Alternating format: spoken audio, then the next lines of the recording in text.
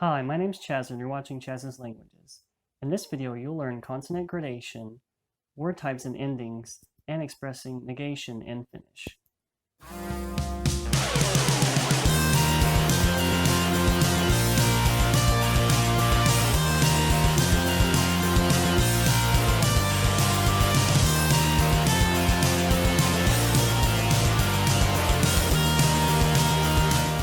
Hi you guys, thank you for watching and welcome to the fourth Finnish lesson here on Chaz's Languages.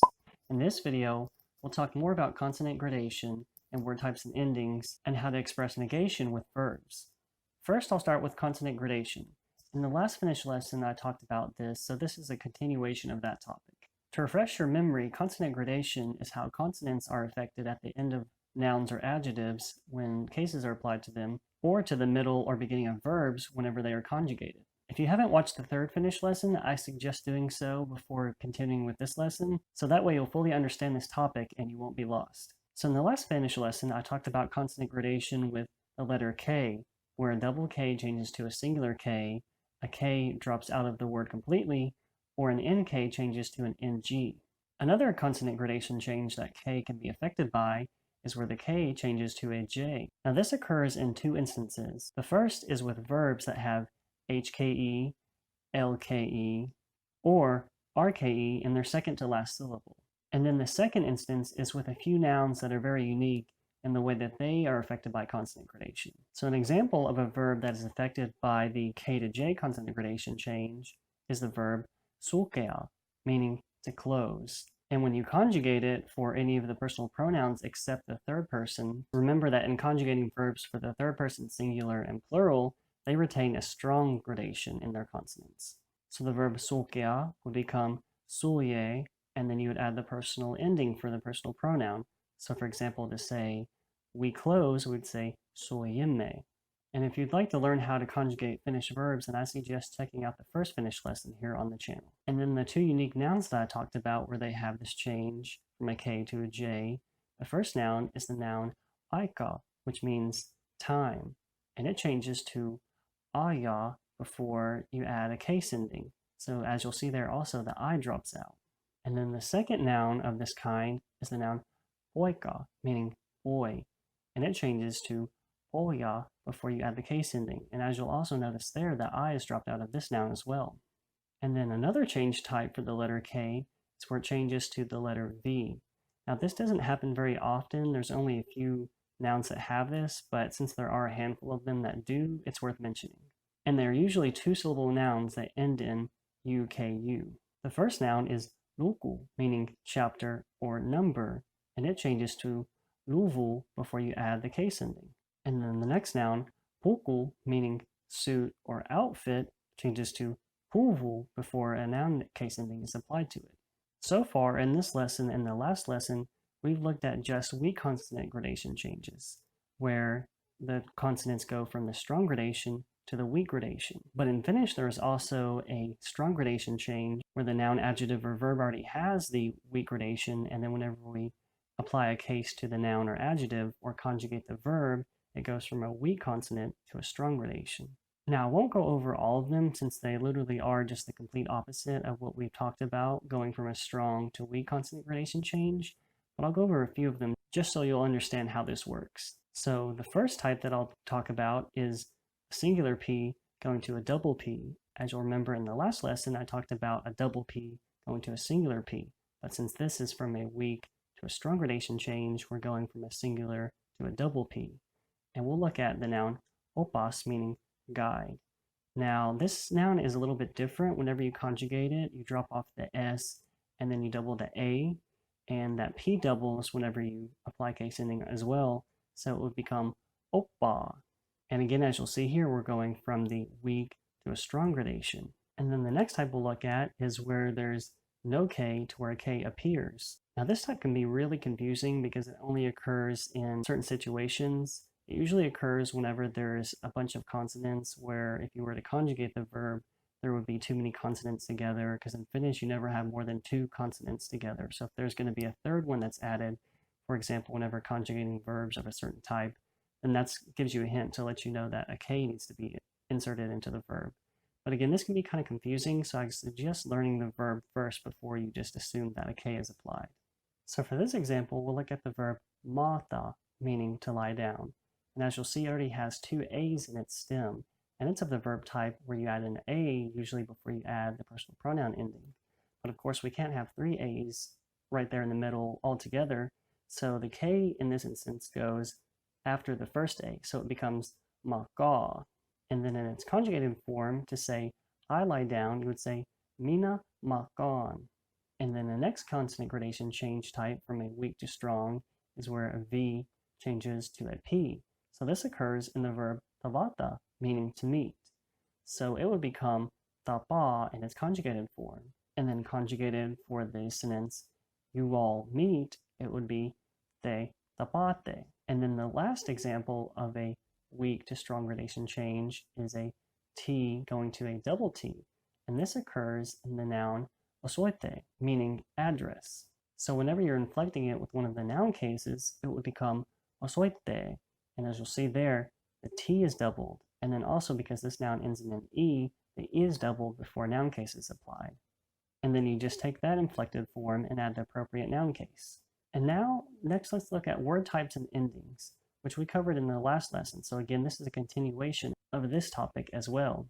I've already covered several word types and endings in the last lesson, so definitely watch that one first to fully understand and get a good grasp of that before you move on to this. So the first noun type I'll talk about are nouns that end in I that stay as I whenever you add a case ending. Now in the last lesson we looked at some nouns that end in I which changes to an E, and those are Old Finnish nouns, but we're looking at New Finnish nouns and they retain their I whenever a noun case is applied. And then in the partitive plural, the I changes to EYA. So we'll look at the noun torni for an example, which means tower. So for applying a singular noun case to it, it would stay the same as torni, the I does not change. And then in the partitive plural, it would be tornea. And then the next word type are nouns that end in AA. So for this noun type, you add TA to the end in the partitive singular, and then the double A becomes AITA in the partitive plural. And for an example, we'll look at the adjective papa, meaning free or available. So in the partitive singular, it becomes papata, and then in the partitive plural, it becomes vapaita. And then the next word type are nouns that end in the letter N. So in the partitive singular, you add a TA to the end, and then for all other noun cases, the N becomes ME before you add the appropriate noun case. So we'll look at the noun puhelin, meaning telephone. So in the partitive singular, it would become puhelinta, and then for all other noun cases, the N would change to ME, so it would be puhelime, and then you add the appropriate noun case. And then nouns that end in O. So for nouns of this type, you add a JA in the partitive plural and JEN in the genitive plural. And for this example, we'll look at the noun talo, meaning house.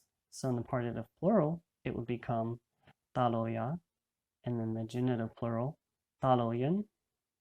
And then the next noun type are nouns that end in AUS or EUS. So in these nouns, the S becomes TTA in the partitive singular, and then for other noun cases, it becomes DE before the appropriate noun case is applied. So we'll look at the noun kauneus, meaning beauty. So in the partitive singular, it becomes kauneuta, and then for all other noun cases, it becomes kauneude, and then you add the appropriate case ending. And then the next noun type are nouns that end in MI, and these are usually nouns that are two syllables. So for these nouns, the MI becomes NTA in the partitive singular. So for an example of this type, we'll look at the noun lumi, meaning snow. So in the partitive singular, it would become lunta. And then for the last noun type, we'll look at nouns that end in T. So for nouns of this type, the T changes to a TTA in the partitive singular, and then in the genitive singular, it changes to EN. So for an example of a word of this type, we'll look at the adjective lyhyt, meaning short. So for the partitive singular, it becomes lyhyta, and then for the genitive singular, lyhyen. So let's move on to expressing negation and saying no in Finnish. In most languages, there is just one word for saying no. No in Spanish, nein in German, and so on. However, in Finnish, there are 6 different ways of saying no, That's because it's based on the personal pronouns, and you conjugate verbs based on the personal pronouns for know. Now, this may seem confusing and complicated at first, but after I explain it, I promise it will become much more simple and make perfect sense. So for saying no in Finnish, just like in English or other languages, you could either answer with just the no word or the no word plus the verb in its special stem form. So for this negative or no word for each of the personal pronouns, for minä, it's in, sinä, et, hän or se, ei, me, imme. For te, it would be ete, and for he or ne, it would be eivät. And in Finnish, you have an option for all the personal pronouns except for the third person of leaving them out whenever you're answering questions in the negative. So instead of saying minä en for answering I don't or no, you could just simply say en. But you couldn't leave out the personal pronoun hän if you wanted to say hän ei. And for negating verbs, that no word always goes right before the verb, in between the personal pronoun and the verb. So for example, to answer the question, osaatko saksaa, meaning you know German, you can just simply answer with in, meaning no or I don't. Or, as mentioned earlier, you can also use this no word with the verb in its special stem form for negative. And for that same question, the answer would be in osa. So in is the no word, and osa is the verb in its special stem form. And the special stem form that I've been mentioning is a little bit different from the stem form that you use for giving commands in the imperative form. And the best way to learn this special stem form is to simply conjugate the verb for the minä form and then drop off the in that you usually would apply to verbs for the personal pronoun minä. And this may seem a little tedious and tricky, but once you get used to it, you won't even have to think about the part of conjugating it for minä. It will just become automatic what this verb will look like in its special stem form for the negative. So let's look at a few examples. So for the first example, we'll look at the verb tietää, meaning to know. And to conjugate it for its negative form, we would take it and conjugate it for minä, so it would become minä tiedän, meaning I know, and then you would drop off the in from that conjugated form of the verb, so it becomes tiedä. And then to use that special stem form in example, to say, for example, they don't know, we would say he eivät tiedä. And as you'll see there, I use the personal pronoun he, and then put eivät, the no word in the middle, and then the verb in its special stem form for the negative at the end. Simple enough, right? Now I know this is really confusing, but I guarantee after you work through many examples and practice this many times, it will become easy and really intuitive. And then for another example, we'll look at the verb vihata, meaning to hate. So conjugated for the minä form, it would be minä vihaan, I hate. Then you would drop off that in that you add whenever you conjugate it for the minä form, and that leaves the verb as viha. So here's its special stem form for the negative. And then to say you don't hate, it would be sinä et viha. And as you'll see here, the pronoun comes first, and then the negative or no word for sinä, which is et, and then lastly, the verb in its special stem form for the negative, viha. And as a last example, we'll look at the verb ihailla, meaning to admire. So conjugated for the minä form, it would become minä ihailen. And then to get it in its special stem form for the negative, you would drop off that in at the end of the verb that you placed on there when you conjugated it for minä, and that becomes ihaile. And then to say we don't admire, you would say me emme ihaile. So the pronoun me comes first, and then the negative no word for we is emme, that comes second, and then the verb in its negative stem form is ihaile. Well, that wraps up this Finnish lesson. I hope you guys enjoyed watching. Please give this video a like if you did. Follow the Twitter page and like the Facebook page to stay up to date on the channel, as well as new videos, and to also get more language learning tips and advice. Also, don't forget to subscribe for more Finnish lessons.